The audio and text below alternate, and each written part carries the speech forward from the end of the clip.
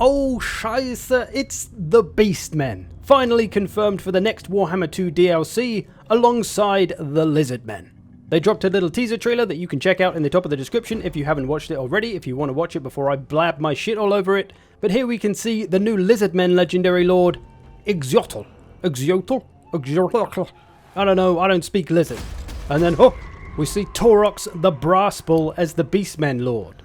So we got this little fella who seems to be like the Deathmaster Snitch of the Lizardmen perhaps, bringing some new skinks to the table by the looks of it, some different coloured skinks we haven't seen before there.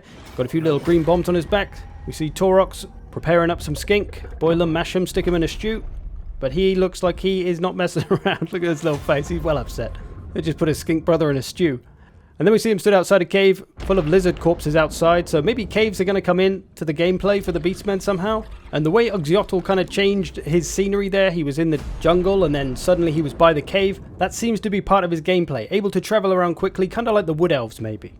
But it's coming on July 14th, so not too long to wait. So yeah, exciting stuff. It's good to see the Beastmen finally getting their update. It's been a long time. They've had a big fall from grace since Warhammer 1. I used to love them in Warhammer 1, but they didn't do so well in Warhammer 2 and have never really been able to keep up with all the new stuff that all the new factions and the older factions have gotten. So hopefully they'll be up there and able to compete now, especially in the Lord department, as Morgor has pretty much been the only real viable Beastmen Lord for a long time, so hopefully Taurox should bring something new to the table, and also those older Lords will get reworks to make them all pretty useful. Khazrak, Malagor, hopefully they'll all have their place.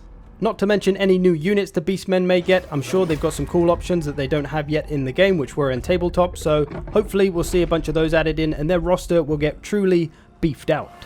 For the Lizardmen, their game has become a bit stale. Double Bastiladons is pretty much all you ever see in multiplayer these days, so it'll be nice for their meta to be shaken up a bit and maybe help them to adopt a few different playstyles. Although they're pretty versatile already, so it'll just be a nice little upgrade for them, but mostly it's going to be about the Beastmen and them coming back to glory. Hopefully. Now, allow me to read from the Steam page the description of the DLC and also the rough description of Taurox and Xyotl themselves. So, the general description: formed of living bronze, the rage-filled doom bull Taurox is nigh on invincible, save for one area on his gargantuan neck. The Chaos Gods whisper to him of a ritual which can eliminate this weakness, but the promises of the ruinous powers are seldom what they seem. Meanwhile, Xyotl, the revered chameleon skink and master of stealth, scents the machinations of chaos and rallies his cohorts. Taurox must be stopped at all costs, lest a new tide of chaos sweeps the world. When the silence meets the fury in a final confrontation, who will prevail? So, Taurox is a nightmare and he's got a weakness, but he's trying to get rid of it, and Xyotl is trying to stop him by the sounds of it. Xyotl is an old ass lizard apparently who's been around since the first Chaos invasion, so he knows a thing or two. Now to the description of Taurox's campaign. After embarking on a bloody rampage through Talabecland, Taurox was rewarded by the Dark Gods with a body of brass, and still he thirsts for slaughter. As he wins battles, Taurox gains momentum and his army can replenish action points to fight and fight again. The longer his kill streak continues, the greater the gifts bestowed upon him by the ruinous powers. He and his Beastmen hordes will ultimately need to locate the Heart of Darkness, where he will face Xyotl in a final, decisive battle.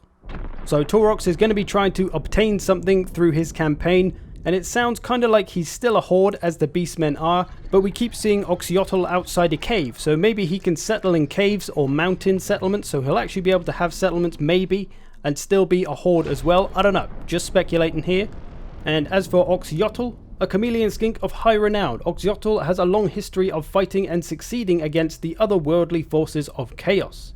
His presence enables him to detect where the forces of chaos will strike next and utilize the network of lost secret sanctums across the world only he can capture and develop. Xyotl can choose which threats to tackle and reap the rewards of victory. Xyotl can instantly travel between his capital, his unique mission areas, and any secret sanctums he has discovered. Ultimately, he must travel to the Heart of Darkness and face the hordes of Taurox in a final, desperate battle. So, like I said, kind of the Deathmaster Snitch of the Lizardmen. By the sounds of it, he's going to be very sneaky, he's going to be hard to catch, going to be great at those ambushes, and can instantly travel all around the campaign map. Like I said, much like the Wood Elves and their tree mechanic, perhaps. Which personally, I did really like as a mechanic, so cool to see that go into another faction, assuming it's not just a copy and paste job, and hopefully there will be something a little bit different than the Wood Elves version of it. And maybe he'll be able to see where Beastmen armies are and Chaos armies are some or maybe all of the time, like it said, so he can plan his attacks and know where they're gonna be, allowing for that sneaky ambush style. Alongside this trailer we also had some screenshots which don't really tell us a great deal. Oxyotl using his blowpipe weapon with some orangey coloured skinks, some kind of new skink unit I'm sure, perhaps some kind of armour piercing missile. For the Lizardmen, the only one they have currently is the Razordon pack, and those aren't fantastic, so maybe some kind of armor-piercing skink, missile skink. And then we also have a shot of Taurox, again not really telling us a lot. We can see those same skinks there. There is a Beastmen unit in the background, but that just looks to be the Man Rippers, the Regiment of Renowned Bestigor herd, so doesn't seem to be much to report in this screenshot, but there is something in this back corner which I can't quite make out. Kinda looks like a Man Ripper, but looks too big to be a normal Man Ripper. Looks absolutely huge, to be honest. Could just be another Man Ripper, or could be maybe a new kind of Gorbel, a new hero, maybe a new generic Lord, although that wouldn't make sense alongside Taurox, so dunno. There's also these greeny coloured skinks that maybe look a little different than other skinks. Is there green skinks? Chameleon skinks are green, but those don't look like chameleon skinks. I don't know. What do you reckon? So yeah, exciting stuff for both the Beastmen and Lizardmen. Personally, looking very forward to that Beastmen update myself, and we don't have too long to wait, just over a month. Which should tide us over till, of course, Warhammer 3 around September-ish time, probably. So we got some stuff to look forward to, but at the same time, it's kind of weird that this is the last Warhammer 2 DLC. It's been a long time. It's been 4 years of the game and DLC, and then we're going to be moving on from it. Although, of course, everything in Warhammer 2 is going to be carried over to Warhammer 3, so we're not really leaving it behind, but still going to be weird. This does leave a couple of factions still kind of hanging out to dry, though. The Empire, the Greenskins and Wood Elves have all had their updates and their reworks, but there's still some factions left behind, right? The Dwarves, the Vampire Counts, the Norskins, the Beastmen were one of them, but now they're getting their updates, so they're done. What about the Warriors of Chaos? What's going to happen to them? Are they going to stay as their own separate faction, or are they going to be integrated into the new Chaos factions? Are they going to be Chaos Undivided? So many questions. Time will tell, though. There's also theories out there that the race pre-order pack for Warhammer 3 is actually going to be available before Warhammer 3 and is going to be in Warhammer 2, playable in Warhammer 2 as well.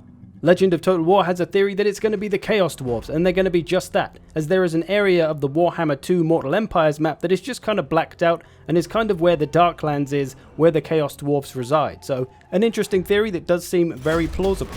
But I guess time will tell. Anyway, there you have it. The new DLC, The Silence and the Fury for Warhammer 2, bringing Oxyotl and Taurox to the battlefield. Personally, very excited, as I said, for that Beastmen update. Let me know what you think, how you're feeling about it. Excited? Don't care? Got any lore information? Let me know. Hope you've enjoyed this. Thanks for watching. I'll see you in the future.